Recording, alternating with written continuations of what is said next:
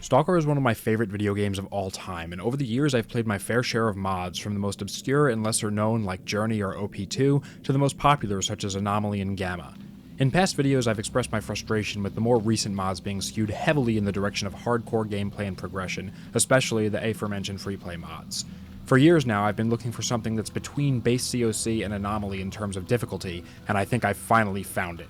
Allow me to introduce you to a little-known project called Stalker Improved Weapon Pack. Now, Improved Weapon Pack, or IWP as I'll refer to it for the rest of this video, is a bit of a deceptive title. When I first heard of it myself, I thought it was just another old add-on for a long outdated mod, and thus wrote it off as not worth getting into. However, upon giving it a try, I realized that IWP is so much more. For starters, it gives Call of Chernobyl, the mod it's based on, a 64-bit engine upgrade. The issue with COC back in the day was it completely lacked stability and performance left a bit to be desired, with crashes being extremely frequent, as the developers were trying to cram 3 games worth of content into one outdated 32-bit engine. While a 64-bit engine isn't new to Stalker mods, as we've had Anomaly for years, IWP is something a bit different. Anomaly and its offshoots like Gamma and Escape from Pripyat catered to a different style of gameplay which included more hardcore elements and a heavy emphasis on crafting and scavenging. Not exactly the classic Stalker formula. With that, most players wanting a Freeplay mod were left to choose between a broken and classic buggy COC, and an unfinished project known as Call of the Zone, which we'll get more into in a few minutes, or the various hardcore offshoots of Anomaly. In late 2022, we got Old World add-on, which made Anomaly play more like the classic games. However, for myself and others, it was a little bit too vanilla. Improved Weapon Pack is a mod that serves as a sort of relatively stable intermediary between classic COC and Anomaly. The mod is certainly more challenging than the vanilla games, with much slower health regeneration, more difficult enemies, and deadlier weapons, but not nearly as hardcore and resource management intensive as Anomaly. There are loads of new weapons, many of which are unique and not found in other popular mods. One of my favorite things about IWP is that unlike the other more hardcore mods, it actually encourages the player to use these new weapons, to use the sandbox.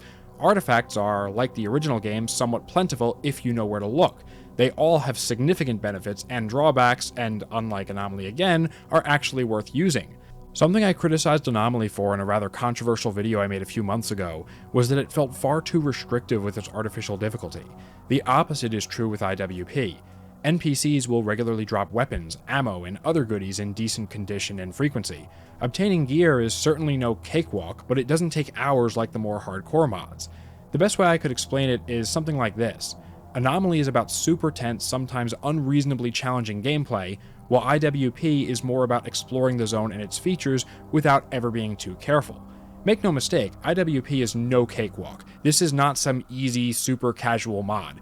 You'll still run out of money, your weapon will still jam, and you'll more often than not find yourself overrun by a pack of dogs or bloodsuckers. Controllers, for one reason or another, seem a bit more common than vanilla. Oh, and they also have additional effects when you get near them, and it becomes very hard to aim, so it's best to engage them at a distance when possible. IWP is challenging, especially on harder difficulties. You'll go down in one hit, but so will your enemies. The difference between it and other mods is that IWP actually gives you the tools to play it. It was so refreshing to be able to get into a firefight, loot the enemy's corpses, and then just move on to the next one. I really don't like how the more hardcore mods have it so that every time you get into a firefight, it more or less bankrupts you and forces you to engage in lengthy inventory management. IWP improves upon the base game by adding additional content while still keeping things relatively simplistic, sort of like a highlight reel of all Stalker has to offer in its main gameplay loop. But I wanted more, and that's why I installed Call of the Zone Quests and Mechanics port. Now before I continue, I want to say this add-on is a bit buggy. It has its issues, and it definitely brings with it its fair share of crashes, though nowhere near that of the original COC. That out of the way, what Call of the Zone adds to IWP is something that has been sorely needed in Freeplay mods for years, and that is more and better dynamic quests and dialogues. With the Call of the Zone port, you can ask NPCs about events in the local area, to which they'll give you actually relevant information that adapts with the game world. Sometimes they'll give you quests, sometimes they'll tell you an assassin is out looking for you. More NPCs are available to get quests from, and the quests they give are far more varied in terms of objectives and dialogue. It's no longer just a simple, go here, go there. Now there's a bit more context behind what you're actually doing. Sure, it's all still fairly generic in terms of gameplay, you're still playing a shooter, but I found that the little bit of added context to what was actually going on went a long way.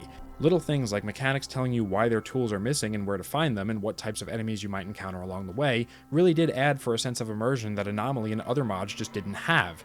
Larger scale battles between warring factions, sometimes they can change their relations with each other, was another nice feature that made the zone feel a lot more alive and dynamic. As you progress through Call of the Zone's story, things start to look less generic and they get a bit more scripted and interesting when you have to turn off the Brain Scorcher. I won't say more than that to avoid major spoilers, but I definitely recommend playing through it. Call of the Zone in general is underrated.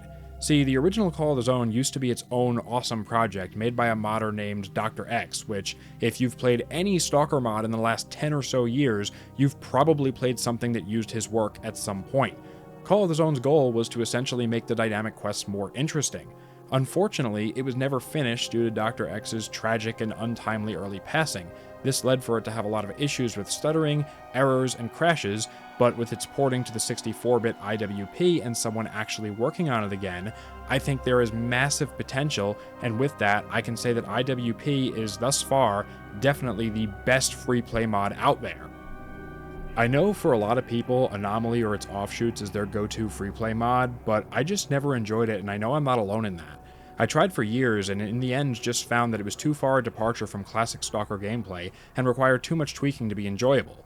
IWP working pretty much out of the box with minimal add-ons is something that's definitely a plus.